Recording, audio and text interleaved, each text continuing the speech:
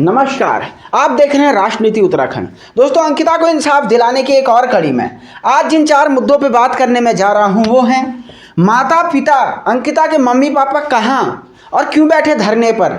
आखिर एक पीड़िता के माता पिता को अपनी बेटी को इंसाफ दिलाने के लिए धरने पर बैठना पड़ रहा है। पूरी खबर क्या है। इसके बाद कांग्रेस और यूकेडी पार्टी ने भी अब अंकिता मुद्दे पे मोर्चा संभाल लिया है और क्या क्या चीज़ें इन्होंने की है जिससे कि सरकार मुसीबत में आ गई है, इस पे बात करूँगा। इसके अलावा हाईकोर्ट का फैसला जल्द, सीबीआई के मामले में, नार्को टेस्ट के मामले में हाईकोर्ट जल्दी फैसला देने वाली है।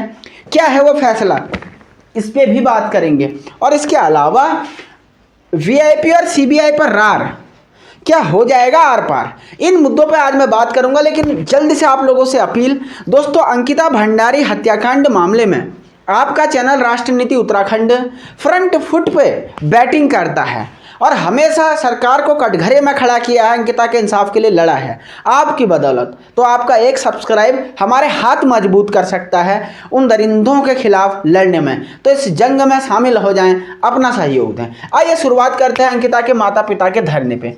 दोस्तों, अंकिता के माता पिता के धरने की मैं बात करूं उससे पहले आपको एक बात बता देता हूं। एक संगठन है उत्तराखंड का जो कि अंकिता हत्याकांड में लगातार पिछले 40 से प्लस दिनों से धरने पर है और उसी संगठन के धरने में अंकिता के माता पिता भी शामिल हुए और वो कल रात वहाँ पर थे।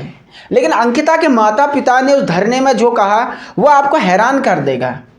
वो इससे पहले गोलजू के मंदिर में गए और हमारे यहाँ कहते हैं कि गोलजू देवता न्याय के देवता थे, उनसे इंसाफ की मांग लगाई और उन्होंने कहा है कि अंकिता के मामले में सारे सबूत नष्ट कर दिए गए हैं, चीज़ों को आग लगाई जा रही है, वनंतरा रिजॉर्ट को आग भी लग गई पीछे, सबूत सारे नष्ट कर दिए गए। धामी साहब हमारे बेटी के मरने के 10 दिन बाद आए थे, ये उनके शब्द में बता रहा हूँ, और उन्होंने कहा था कि जल्द इंसाफ होगा। तो वो कह रहे हैं कि अभी तक जो है चार्जशीट ही फाइनल नहीं हुई है और ना कोई ठोस कार्रवाई पुलिस ने उनके ऊपर की है। तो बेचारे बहुत ही हैरान हैं और दुख में कहीं ना कहीं उनका जीवन बीत रहा है। तो ऐसे में उन्होंने जो गुहार लगाई है, मार्मिक गुहार है और पूरे देशवासियों को सुनना चाहिए। आज हम कैसे समाज में रह रहे हैं जहाँ पे अपराधियों की तो मौज आई हुई है, जेल में अपराधियों के खानदान वाले बड़े बड़े लग्जरी कारों में घूम रहे हैं और माता पिता अंकिता के दर दर की बेचारे ठोकरें खा रहे हैं कि कोई उनको इंसाफ। क्योंकि कसूर क्या है, क्योंकि अगर ये गरीब नहीं होते, एक केस मैंने आपको बताया था, रंगा बिल्ला का केस हुआ था, वहाँ पे अमीर बाप के बच्चों का किडनैपिंग हुआ था। कोई आर्मी के बहुत बड़े ऑफिसर थे, देश के बड़े नामचीन व्यक्ति थे, रंगा बिल्ला को एक रात में फांसी पे लटका दिया गया था तत्काल। लेकिन यहाँ पे क्योंकि गरीब माँ बाप की बच्ची है तो दर दर इसीलिए जो है ठोकरें खानी पड़ रही है। क्या इस देश में किसी को शर्म हया है?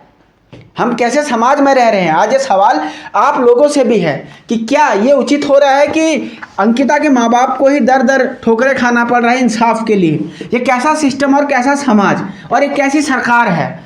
प्रश्न नंबर 1। इसके बाद दूसरा जो हम आज बात करेंगे कांग्रेस पार्टी और यूकेडी के द्वारा खोले गए मोर्चे की। दोस्तों, कांग्रेस पार्टी ने कल विधानसभा और मुख्यमंत्री आवास के घेराव की बात उन्होंने यहाँ पे कही थी। कांग्रेस के एक कोई बड़े लीडर हैं, उन्होंने इस घेराव को बुलाया था जिनका नाम प्रीतम सिंह है।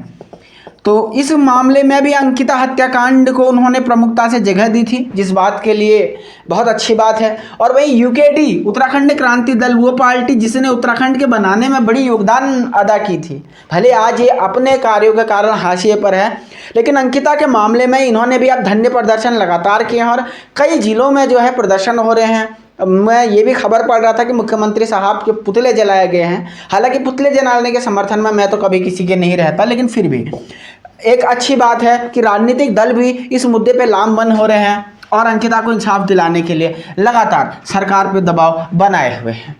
इसके बाद हम अगले फैसले की बात करते हैं, हाई कोर्ट का फैसला। हर कोई व्यक्ति आज ये जानना चाहता है कि हाईकोर्ट का फैसला क्या आएगा।